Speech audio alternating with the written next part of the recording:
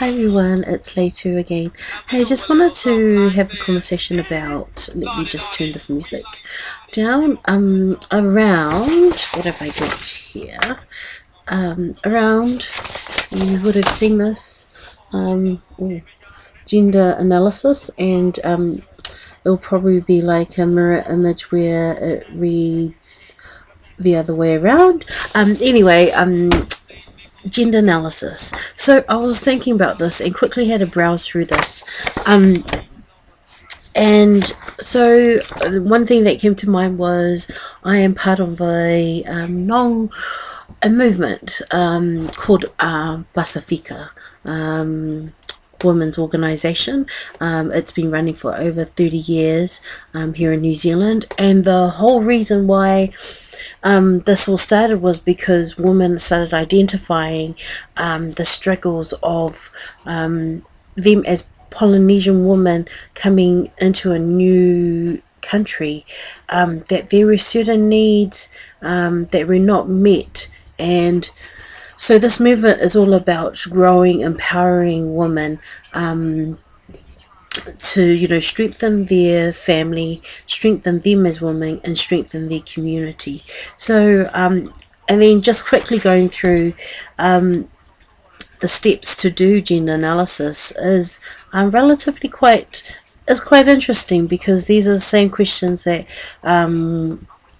that we've asked. We've asked the why, the when is it going to happen, the why are we forming this, when is this going to happen, who's going to be a part of this, and how are we going to do this. So I guess the reason why we use gender analysis is is to understand gender dimension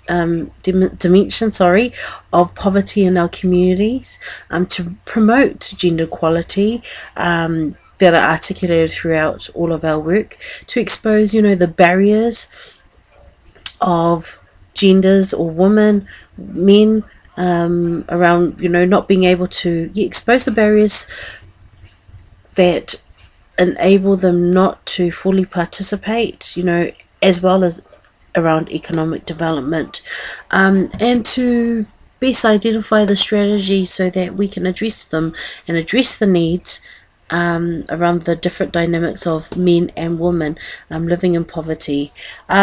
So you could see this all on, let me have a look, sorry, I'm just part 2. And one of the other things is, when should we use gender equality? Now, some of you guys are currently working on projects or have issues currently in your communities around gender equality, around the inequity of gender. Now, I know for some of you it's around women.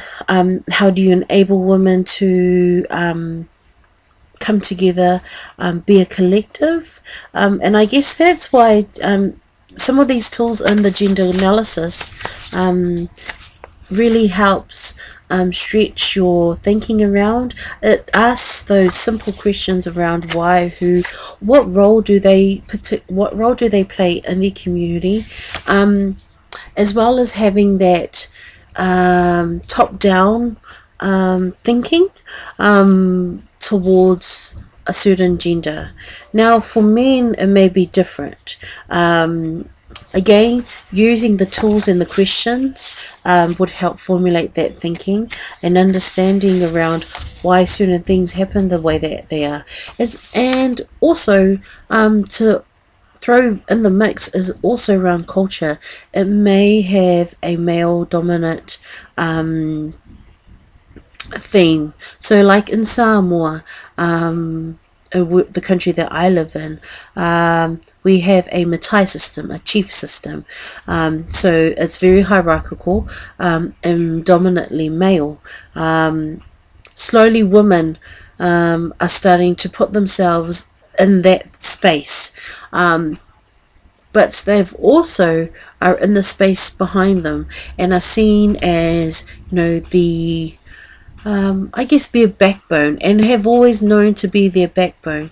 So when a chief sits and talks.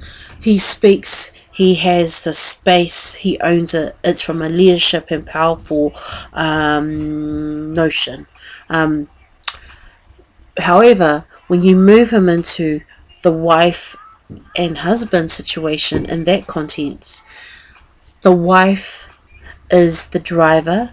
She also has influence around certain issues, and the husband always refers back to her and asks her questions and goes to her and consoles her about certain issues.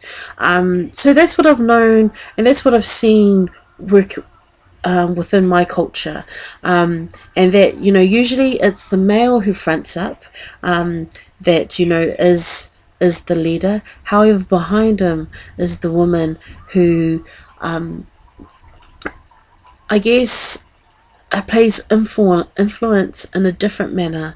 So that's a very interesting paradigm as well. It may be different in other cultures as well, or maybe different in other situations where it is predominantly male, where women do not have a say at all, because that is how it's done from many generations.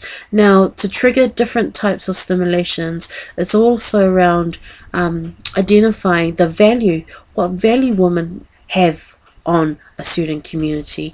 So by doing that, what you start to do is that you start to build and place more value in front of men, and say that, and so that, you know, they are also identify that, yes, these are the strengths of our women. They are the mothers, they are the nurturers, they are the they also feed our children. This is the role that they play.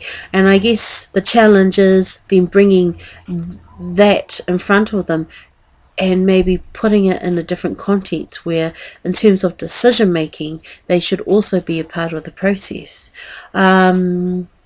And, you know, I guess that's also around being able to empower women, or what do I'm sorry, I'm just trying to think. It's around, you know, allowing them to tell their story so that they see empowerment through their story and the value of that, and move it forward. So that's just a quick bite around gender analysis. I'll be doing another posting on community readiness, as well as the other tools. I think we've got power analysis as well. Okay, so I want you, if you are very keen to use this tool, which some of you I see in your work will be beneficial, put a posting on this and give me an example or some key issue that you're currently facing, and look at how you would use this. Just some thinking around that, because it would really help with your planning situation towards a good community engagement process as well. So good. Hope to hear from you pretty soon. Okay, take care.